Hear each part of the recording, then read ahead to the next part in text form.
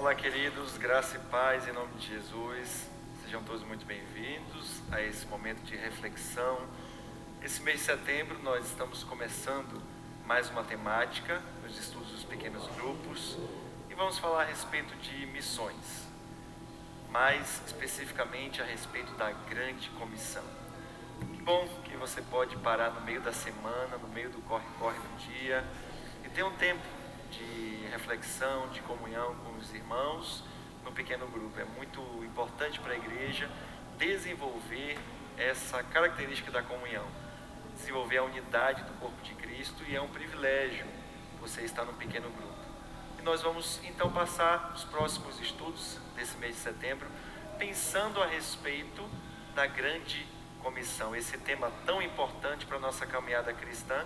E eu quero desde já convidar você a abrir a sua Bíblia, acessar aí o seu aplicativo e ler junto comigo o último capítulo do Evangelho de Mateus, o capítulo 28.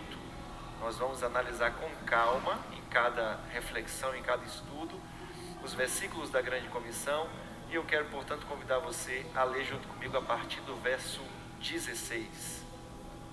O texto diz assim: E os 11 discípulos partiram para a Galileia, para o monte que Jesus lhes tinha designado. E quando o viram, o adoraram, mas alguns duvidaram. E chegando-se Jesus, falou-lhes, dizendo: É-me dado todo o poder no céu e na terra. Portanto, ide, fazei discípulos de todas as nações, batizando-os em nome do Pai, do Filho e do Espírito Santo, ensinando-os a guardar todas as coisas que eu vos tenho mandado. E eis que eu estou convosco todos os dias, até a consumação dos séculos. Que palavra maravilhosa de Jesus, que convite desafiador do nosso Mestre. Durante esse mês de setembro, nós vamos analisar versículo por versículo da grande comissão. E hoje, o nosso versículo é o 16. E nós vamos nos concentrar nesse verso do capítulo 28. E esse verso nos traz algumas informações importantes, né? Esse encontro que Jesus marcou com o seu pequeno grupo. Jesus tinha um pequeno grupo, que eram os seus discípulos, os mais próximos, e ele marcou um encontro num monte que a gente não conhece, lá na Galileia. Interessante porque Jesus marcou esse encontro e ele havia ressuscitado, mas antes dele morrer na cruz, ele já havia falado sobre esse encontro. Na própria ceia, no capítulo 26 de Mateus, quando ele está ali reunido com os seus discípulos, no verso de número 32 do capítulo 26, ele diz assim: Mas depois da minha ressurreição, irei adiante de vós para a Galileia. Depois que Jesus ressuscitou, algumas mulheres foram até o sepulcro para visitar Jesus ali naquele túmulo, e o anjo do céu apareceu para aquelas mulheres, e os guardas ficaram atemorizados, e aquele anjo então remove a pedra e senta em cima da pedra, e as mulheres estão ali também chocadas com aquela cena, e ele fala para aquelas mulheres: venham ver aonde jazia o corpo do mestre.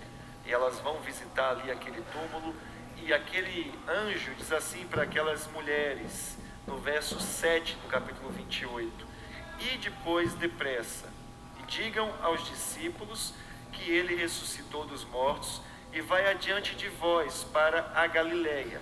Ali vocês o verão, é como eu vos digo. Então Jesus já havia dito que ele iria para a Galileia para encontrar com os seus discípulos. O anjo avisou para aquelas mulheres também a respeito desse encontro e pediu que elas falassem aos discípulos. E é nesse exato momento que Jesus marcou esse encontro, que aqueles 11 aparecem ali na Galileia.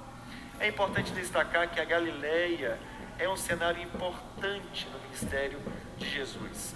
Foi na Galileia que ele começou o seu ministério, que ele começou a pregar a mensagem de arrependimento, a mensagem de que o reino dos céus estava próximo.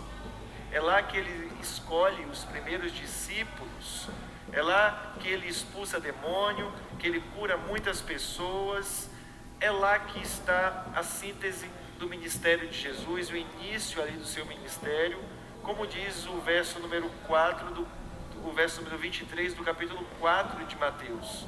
O verso diz assim: e percorria Jesus toda a Galileia, ensinando nas sinagogas, pregando o evangelho do reino e curando toda sorte de doenças e enfermidades entre o povo. Ou seja, foi na Galileia que o Senhor Jesus começou a sua trajetória oficial e pública aqui na terra. Foi lá que ele começou o seu ministério de redenção, e também foi lá que ele marcou o seu último encontro com os seus discípulos. O verso 16 também nos fala a respeito de 11 homens que estavam juntos, 11 homens que foram convocados para um último encontro com o seu Senhor, com o seu Mestre. Isso nos diz respeito à unidade da igreja. A missão de Jesus não é feita de forma isolada, ela não é feita assim sem a participação das pessoas, muito pelo contrário. A missão de Jesus, que ele nos confiou, é realizada através do ajuntamento de pessoas, e isso tem a ver com unidade. Unidade é fundamental para o cumprimento da missão, e a palavra-chave da reflexão de hoje é unidade. Unidade de propósito, unidade de missão. A reunião dos discípulos ali na Galileia é um preparo para o cumprimento da missão.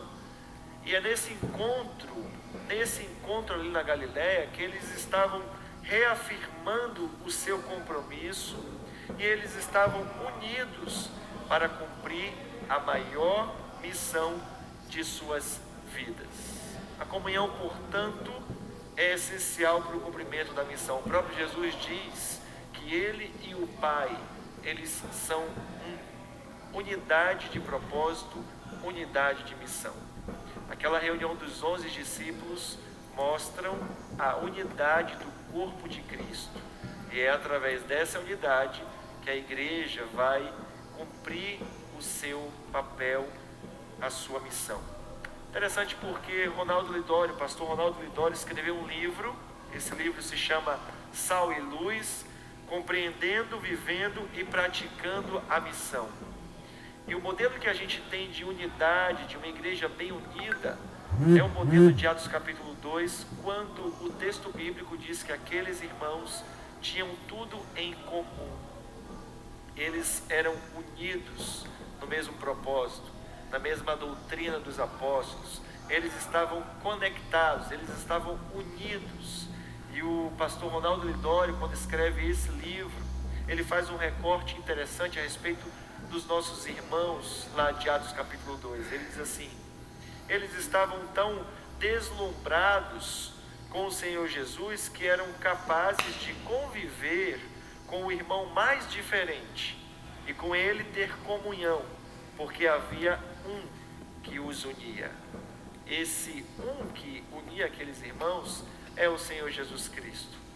Nesse mesmo capítulo do seu livro, o pastor Ronaldo Lidório conta a respeito de uma experiência que ele passou num congresso de pastores e líderes evangélicos indígenas em 2008. E ele diz assim: houve uma cena cativante no último dia. Era a ceia do Senhor. Irmãos de 47 etnias distintas, além dos não indígenas de várias nacionalidades, eram como uma pequena multidão de 1.200 pessoas ao redor da mesa de Cristo. Alguns cantavam, outros oravam, alguns traduziam o que estava acontecendo para a língua da sua etnia, e a mensagem era claríssima: somos diferentes, mas amamos a Jesus. Esse sentimento de unidade deve permear o coração da igreja. A unidade deve ser, portanto, algo fundamental que vai nos ajudar a cumprir a nossa missão. E eu quero deixar aqui algumas perguntas para vocês aí discutirem no pequeno grupo, para vocês pensarem a respeito dessa característica da igreja que é tão importante no cumprimento da missão. O que ameaça a nossa unidade como igreja? Quais são os perigos que rondam a unidade do seu pequeno grupo? E de que forma, né, podemos estar mais unidos como igreja? O que a gente pode fazer para aumentar a nossa comunhão, para aumentar a nossa unidade? Vamos lá, vamos pensar a respeito disso. Unidade é um pilar muito importante para o cumprimento da grande comissão. Que Deus abençoe a vida de vocês, que Deus dê a vocês a sua paz e a sua graça, no nome santo de Jesus. Deus abençoe.